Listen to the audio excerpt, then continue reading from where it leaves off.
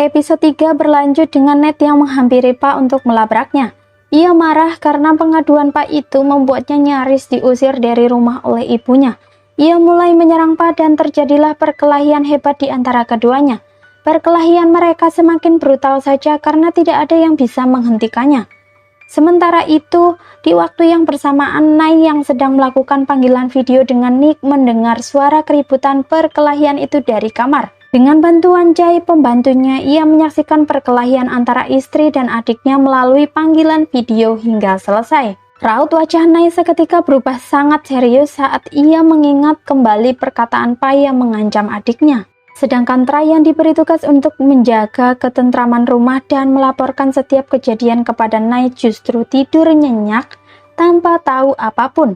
Begitu terbangun, ia langsung diberitahu mengenai kejadian perkelahian tersebut.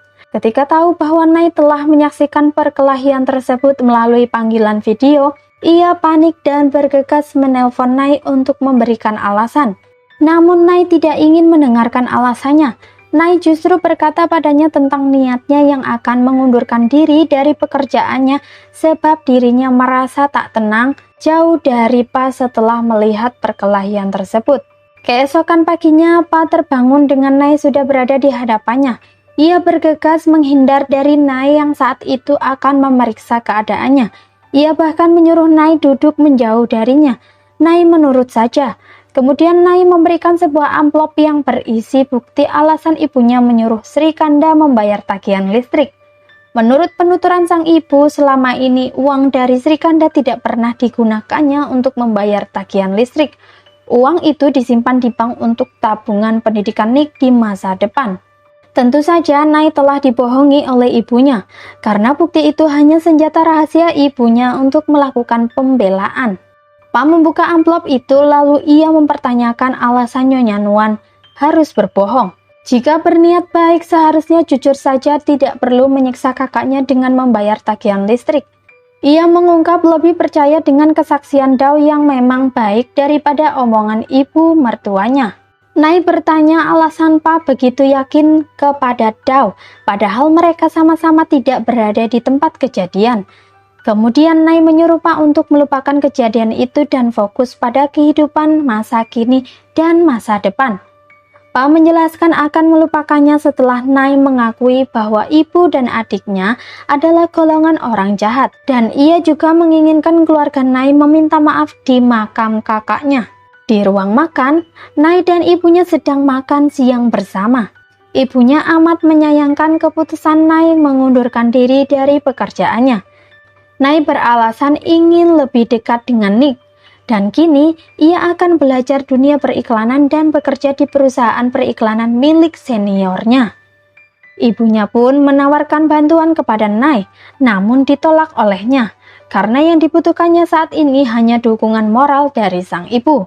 Di tempat lain, Ned berusaha mencari informasi tentang hubungan Nai dan Pa yang menurutnya palsu melalui Try, keponakan pembantunya sekaligus teman curhat Nai. Ia mengajak Try pergi keluar agar lebih leluasa menggali informasi itu, tapi ponselnya malah dijamret. Try bak pahlawan kesiangan mengejar pelaku dan berhasil mendapatkan ponsel Ned kembali. Dalam hatinya, ia berharap mendapatkan hadiah uang sebagai tanda terima kasih dari Ned. Namun harapannya pupus. Ned tidak memberikan apapun.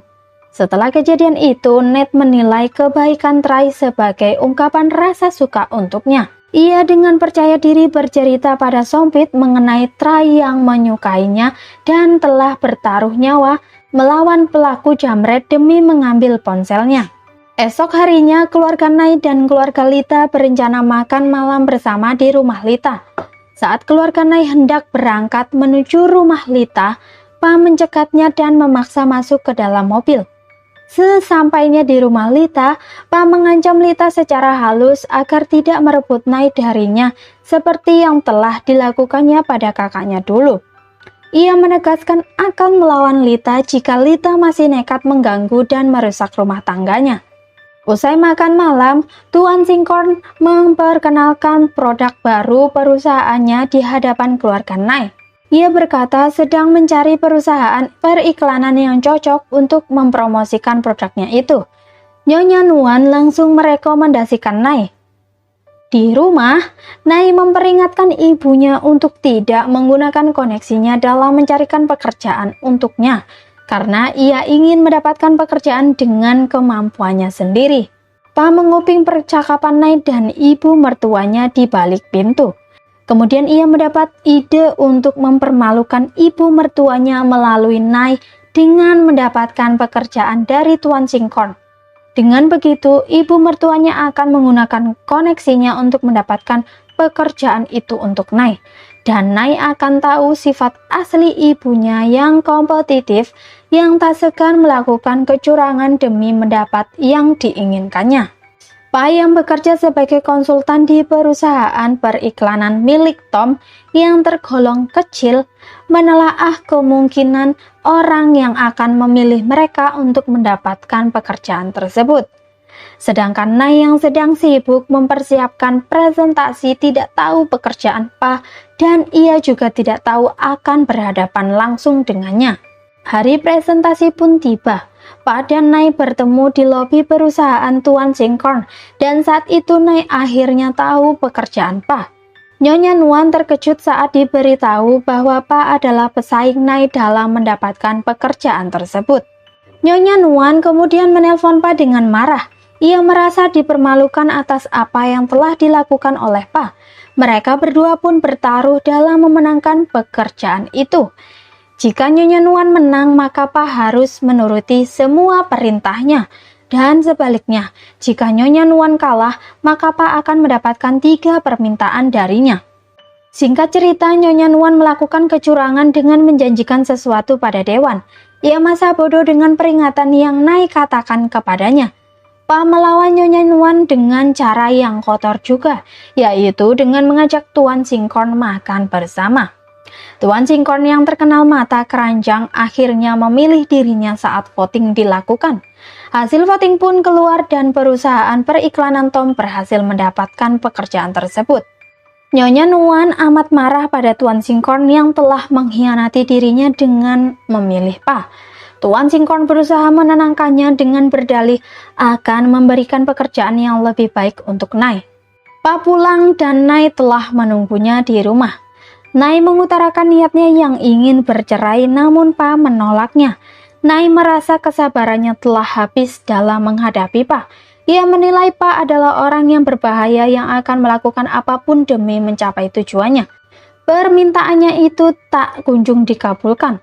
Akhirnya ia mengancam akan memberitahu ayah mertuanya mengenai masa lalu Pa yang telah menabrak seseorang dan korban diduga tewas. Sin pun kembali ke masa lalu. Pada saat itu Pa masih SMA dan belum memiliki SIM. Ia mengendarai mobil ayahnya tanpa sepengetahuan sang ayah.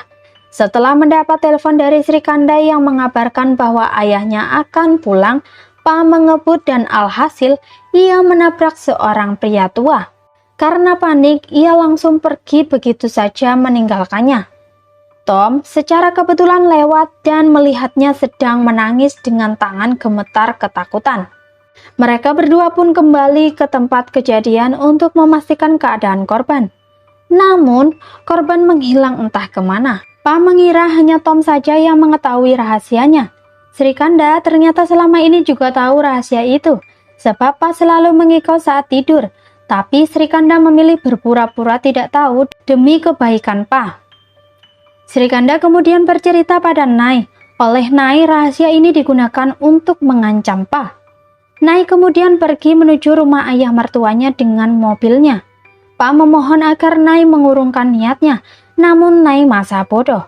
Pa mengejar dan mengikutinya dengan menaiki taksi.